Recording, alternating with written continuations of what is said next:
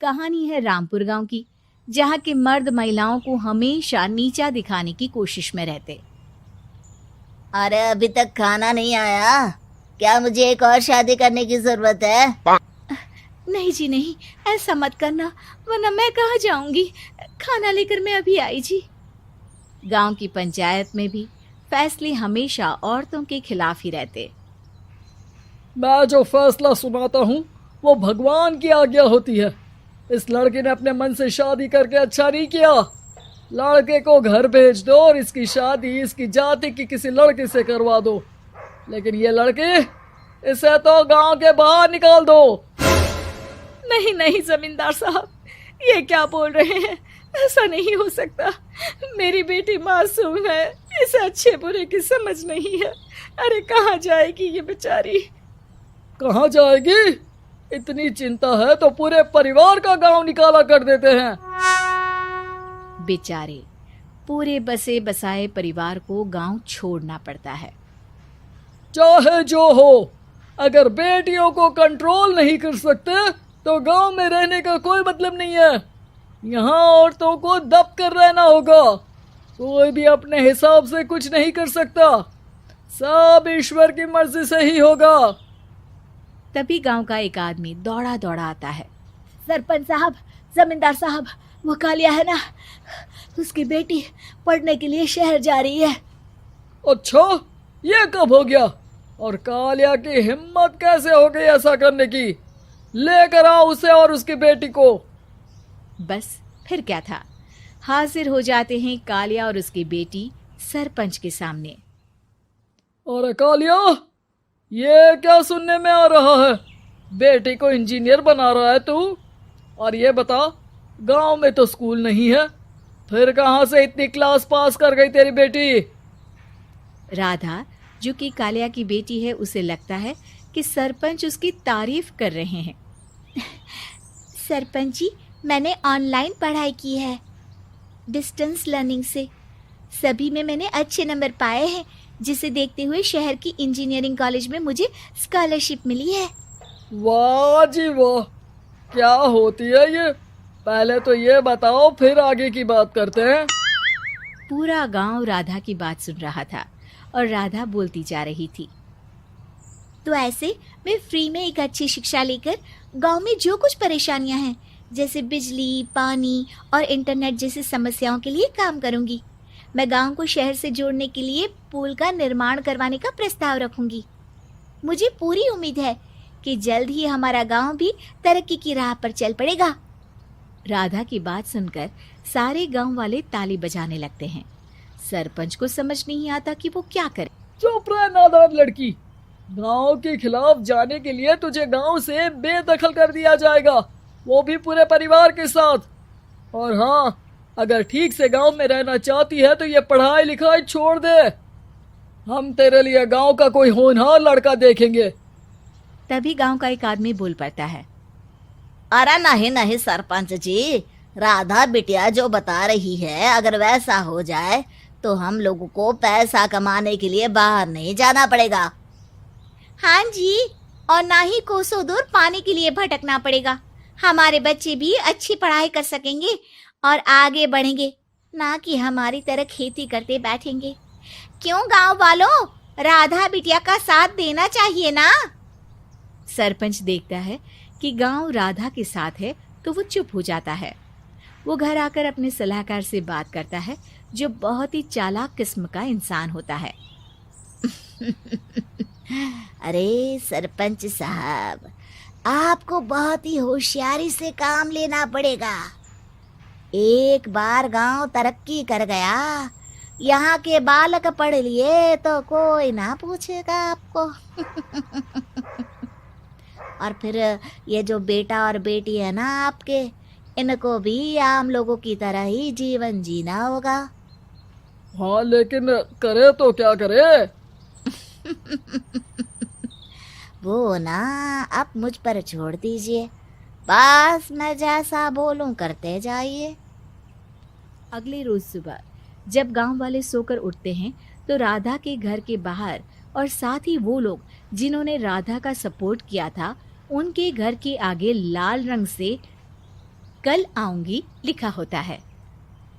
कल आऊंगी, यह क्या होता है? अरे यह तो खून से लिखा है, लगता है कोई भूत प्रेत या चुड़ैल का साया है। चलो सरपंच जी के पास चलते हैं। सभी सरपंच के पास जाकर उसे सारी बात बताते हैं।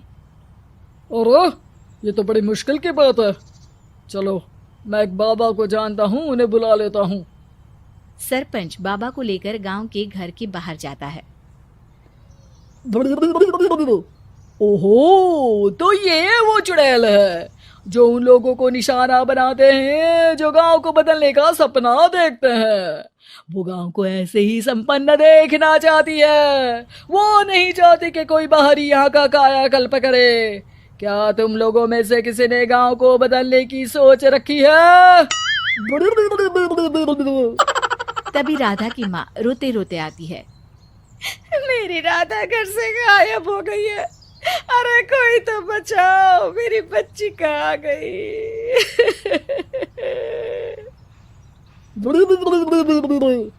ले गई वो चुड़ैल, तेरी बच्ची को ले गई।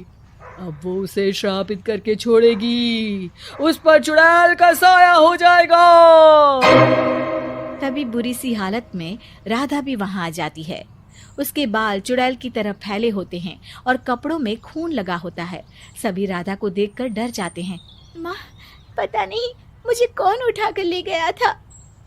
अरे दूर दूर हो जा चुड़ैल, अब हम लोग इस गांव में नहीं रुकेंगे। अरे कैसे बातें कर रहे हैं आप? कल तो आप मेरे भरोसे गांव का हुलिया बदलने, अपने बच्चों को पढ़ाने और तरक्की उन्नति की बात कर रहे थे, तो आज क्या हो गया आपको? ये फिर तुम लोगों को बहकाएगी। ये चुड़ैल गांव में आ चुकी है, ऐसे ही ये तुम्हारे घर के बच्चों को भी ले जाएगी। गांव वाले राधा को गांव से बाहर निकाल देते हैं। उसके माँ बाप रोते रहते हैं, लेकिन गांव वाले नहीं मानते। मैं भी अपनी बहन के साथ गांव के बाहर रहूंगा, लेकिन वो पढ़ाई नहीं छोड़ेगी। वहीं सरपंच के घर पर सलाहकार कहता है। देखा, सांप भी मर गया और लाठी भी नहीं टूटी। लेकिन अगले ही दिन सरपंच के घर के बाहर भी वही शब्द लिखे होते हैं।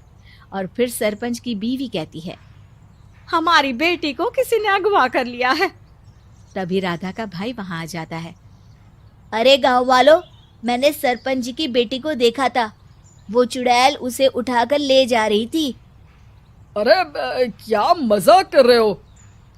नहीं नहीं सरपंच जी, आप नहीं जानते। वो चुड़ैल अब आपकी बेटी में आ जाएगी, जैसे राधा के अंदर आ गई थी। तभी सरपंच की बेटी वैसी ही हालत में वहां आती है जैसे राधा आई थी। पापा, पता नहीं कैसे मैं गायब हो गई थी। चुड़ैल, इसके अंदर भी चुड़ैल का साया है, मारो इसे। अरे नहीं नहीं, इसे भी राधा के पास गांव के बाहर ही भेज दो। अरे चुप रहो, मेरी बेटी कहीं नहीं जाएगी और चुड़ैल बुड़ैल कुछ नहीं होता है। अरे कैसे बात कर रहे हो सरपंच जी? आप तो बोल रहे थे कि आपका फैसला भगवान का ज्ञान होता है, तो अपने पर बात आई तो अब आप ऐसे बोल रहे हैं। अरे ना ना ना, आपको अपनी बेटी को त्यागना ही होगा। अरे बुलाओ बाबा को। राधा का भाई बाबा को ले आता है, जिसे अब गांव वालों के डर के कारण सच बोलना पड़ता है।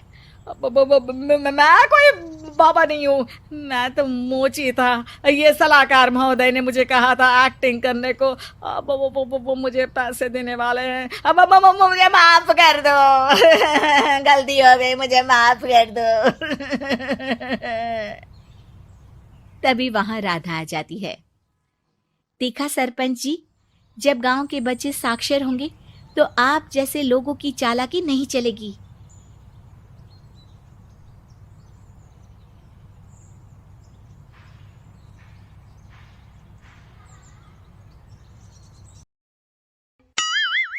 मीरपुर नाम के शहर में तेजस अपनी पत्नी नीरू के साथ रहता था। पति पत्नी दोनों ही नौकरी करते थे। एक दिन तेजस गांव अपनी माँ के पास फोन करता है। हेलो, प्रणाम माँ। जीते रहो माँ। तुम दादी बनने वाली हो हैं? अरे वाह, ठीक है बेटा, मैं कल ही आती हूँ। जब माँ जी शहर पहुंची तो बेटे बहू ने बहुत अच्छे से स्वागत किया। लीजिए माँ जी चाय। अरे गर्मा गर्म पकोड़े ले आओ माँ के लिए। नीरू रसोई में गई और 2 मिनट में ही पकोड़े ले आई। जी ये लीजिए। बहू जादू से बनाए हैं क्या? अभी तो रसोई में गई थी। यमी। माँ जी, शीला रसोई में पकोड़े तल रही है, मैं बस लेकर आई। हे भगवान, मेरा धर्म भ्रष्ट कर दिया तूने। अब तो गंगा जल से शुद्धिकरण करना होगा।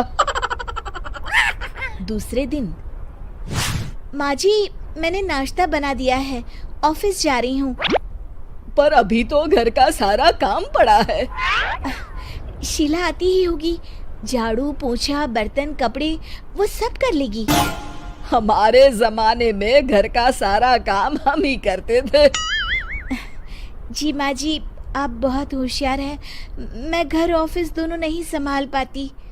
तो जरूरत क्या है घर से बाहर जाकर चाकरी करने की? वैसे भी घर का काम खुद करने से घर में बरकत आती है, समझी? पर माँ जी। पर वर कुछ नहीं, इस महीने की पगार मिले फिर ऑफिस बंद है। हाँ। रात को नीरू तेजस से कहती है, सुनिए जी, माँ जी बोल रही थी कि मैं नौकरी छोड़ दूं। वैसे ठीक ही तो है, अभी तुम्हें आराम की जरूरत है। फिर भी आराम कहाँ, शीला को छुड़ाने के लिए बोल रही थी। तो अब 24 घंटे में इतना काम तो कर ही सकती हो। पर जॉब पसंद है मुझे, घर पर मन नहीं लगेगा। अगले दिन जब दोनों ऑफिस के लिए निकल रहे थे, मेरी तो कोई कीमत ही नहीं है इस घर में। माँ जी, आजकल महंगाई बहुत है, रहन सहन भी बदल गया है, दोनों नौकरी करते हैं तभी ठीक रहता है। अच्छा, तू कहना क्या चाहती है? मेरा बेटा तुझे बिठा के खिला नहीं सकता? तू ही इस घर का खर्च चला रही है, हैं? नहीं माँ जी, मेरा वो मतलब नहीं था। मतलब खूब समझती हूँ, ये बाल धूप में सफेद नहीं किए मैंने। हाँ।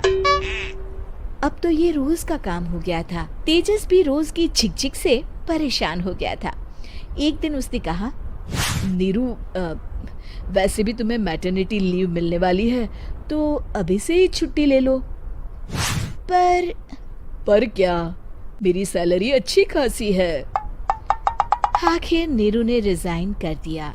जब बच्चा हुआ तो घर में सब बहुत खुश हुए।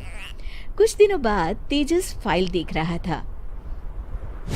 क्या हुआ तेजस, कुछ परेशान लग रहे हो?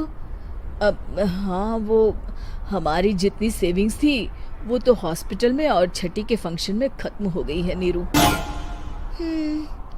और अभी वैसे मंदी चल रही है तो मैं बोल रही थी कल मुन्ना को हेपेटाइटिस का टीका लगवाना है। नीरू, क्या पोस्टपोन नहीं कर सकते? नहीं जी, बिल्कुल नहीं। अब तेजस को समझ में आ रहा था कि उससे गलती हुई है। पैसों की कमी का असर घर के माहौल पर भी पड़ रहा था। अगले दिन, बेटा मेरा चश्मा और ये दवाइयाँ ले आना, पर्चा देते हुए माँ जी ने कहा। जी। तेजस, मुन्ना के लिए दूध का डिब्बा और डायपर भी ले आना, और ये किराने के सामान की लिस्ट है, इसे भी लाना है। तेजस गुस्से में लिस्ट मरोड़ कर फेंकता है और चिल्लाता है, पैसे क्या पेड़ पर उगते हैं? ये ले आना, वो ले आना। अरे पर ये जरूरत का सामान ही है। वो गुस्से में बिना कुछ कहे ऑफिस चला गया। अरे लंच तो ले जाइए। नीरू दौड़कर डिब्बा पकड़ाती है। एक दिन खाना खाने के बाद, नीरू, अब तो मुन्ना कुछ बड़ा हो गया, तो अब तुम वापस ज्वाइन कर लो ना जॉब। पर इस रिसेशन में जॉब मिलना बहुत मुश्किल है। ट्राई तो करो। फिर मुन्ना? माँ जी है ना, और एक फुल टाइम मेड भी लगा लेंगे। पर माँ जी, उन्हें तो पसंद नहीं।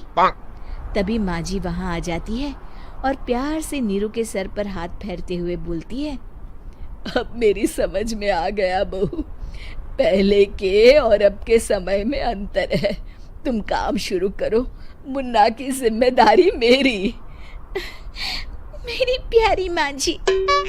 ये कहकर नीरू उनके गले लग गई। शिक्षा, परिवर्तन संसार का नियम है, हमें भी समय के साथ चलना चाहिए।